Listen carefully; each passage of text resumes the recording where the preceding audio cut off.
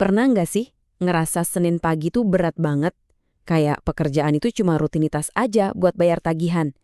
Nah, hari ini kita bakal bongkar sebuah ide yang bisa jadi mengubah cara pandang kita soal kerjaan selamanya.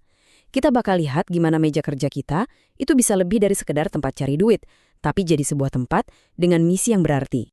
Jujur aja deh, buat kebanyakan dari kita, jawabannya mungkin iya kan. Pekerjaan itu kewajiban, semacam transaksi.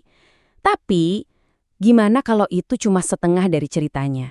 Gimana kalau setiap tugas, setiap email, setiap rapat yang kita hadapi, itu sebetulnya punya potensi tujuan yang jauh lebih dalam dari sekedar ngejar target bulanan? Nah, ini dia nih, pergeseran cara pandang yang fundamental banget. Di satu sisi, ya kita bisa lihat kerjaan sebagai transaksi.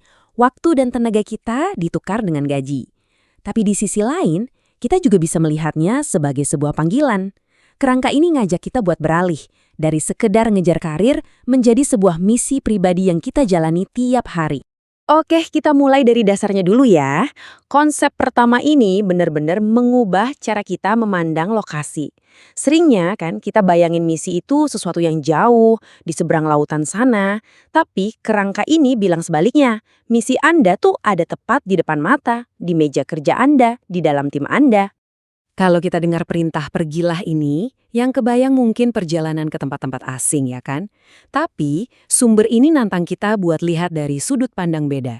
Pergi itu bisa berarti pergi ke pantry kantor buat bikin kopi, pergi ke ruang meeting buat presentasi, atau bahkan masuk ke panggilan Zoom.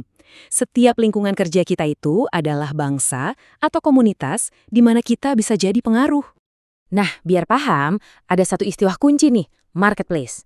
Ini bukan pasar beneran loh ya. Ini tuh dunia startup teknologi tempat kamu kerja, ruang praktek dokter, atau bengkel tempat kamu berkarya. Menurut kerangka ini, disinilah iman itu ketemu sama dunia nyata, tempat kita dipanggil buat bawa terang dan kasih rasa ke lingkungan sekitar. Tapi, mulainya dari mana dong? Apa harus punya strategi yang rumit atau teknik komunikasi canggih? Ternyata bukan. Semuanya berawal dari sesuatu yang jauh lebih mendasar, kondisi hati kita. Ini dia kuncinya, motivasi. Misi yang otentik itu lahir dari hati yang beneran peduli sama orang-orang di sekitar kita, bukan dari daftar tugas rohani yang harus dicentang. Beda banget rasanya antara menjalankan misi karena harus dan menjalankannya karena kita peduli. Ayat ini tuh intinya. Melihat orang banyak di tempat kerja kita bukan cuma soal ngeliatin teman yang sibuk.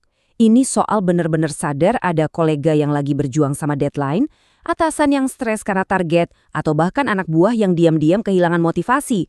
Rasa belas kasihan inilah yang jadi bahan bakarnya. Prosesnya itu bisa kita pecah jadi 3 langkah. Simple tapi dalam banget. Pertama, kita benar-benar melihat orang lain lebih dari sekedar jabatannya. Kedua, kita biarkan diri kita tergerak oleh apa yang kita lihat, empati yang tulus, bukan sekedar simpati. Dan ketiga, kita mulai memahami bahwa di balik stres kerjaan, seringkali ada kebutuhan yang lebih dalam. Oke, pondasi hatinya udah kuat nih. Terus, gimana prakteknya sehari-hari? Bagian ini ngebahas gimana cara kita kerja itu bisa jadi pesannya itu sendiri, bahkan sebelum kita ngomong sepatah kata pun. Sumber ini membaginya jadi 2 pilar yang nggak bisa dipisahin. Integritas itu soal siata diri kita. Jawabannya ada di pertanyaan, apakah kita orang yang sama di hari Minggu dan di hari Senin? Sementara itu, etos kerja itu soal gimana cara kita hidup. Ini bukan cuma kerja keras, tapi melihat keunggulan dan profesionalisme itu sebagai bagian dari ibadah. Keduanya itu 2 sisi dari koin yang sama. Kutipan ini memperkuat ide tadi. Coba deh bayangin, saat kamu menyelesaikan proyek tepat waktu, menolak jalan pintas yang gak etis, atau bantu rekan kerja tanpa pamrih, itu bukan lagi sekedar etika profesional. Menurut kerangka ini, tindakan-tindakan itulah cara kita memuliakan ajaran. Kualitas pekerjaan kita jadi semacam khutbah tanpa kata. Perbuatan memang bisa sangat kuat ya, tapi kadang-kadang kata-kata tetap diperlukan buat ngasih kejelasan. Nah pertanyaannya, gimana cara kita menyampaikan pesan ini secara lisan tanpa jadi aneh atau maksa? Disinilah keseimbangan itu kuncinya. Integritas dan etos kerja kita itu kayak lagi ngebangun satu sisi jembatan, menciptakan kredibilitas dan rasa hormat. Tapi buat nyambungin jembatannya kadang diperlukan kata-kata. Tantangannya adalah membangun jembatan itu dengan bijak, bukan malah bikin jurang jadi makin lebar. Dan kerangka ini ngasih panduan yang praktis banget loh. Langkah pertama, penuh hikmat. Maksudnya, peka, baca situasi, kenali momen yang pas. Kedua, berbicara dengan kasih. Nada suara kita itu sama pentingnya sama isi pesannya. Dan ketiga, menjawab dengan lembut. Kalau ada yang nanya soal keyakinan kita, tujuannya bukan menang argumen, tapi memenangkan hati. Nah, sekarang kita sampai ke bagian puncaknya. Gimana semua ini, misi, hati, tindakan, dan perkataan bisa nyatu jadi sebuah panggilan yang utuh dan terintegrasi. Kutipan ini ngajak kita buat lihat kantor dengan kacamata baru. Tuayan itu bukan cuma di ladang gandum. Tuayan itu bisa jadi potensi yang belum kegali di tim kamu, semangat kerja yang mulai pudar, atau hubungan antar rekan kerja yang lagi renggang. Kita semua dipanggil buat jadi pekerja di ladang modern ini. Dan ini nih metafora yang paling kena. Kita bukan cuma karyawan, analis, atau desainer.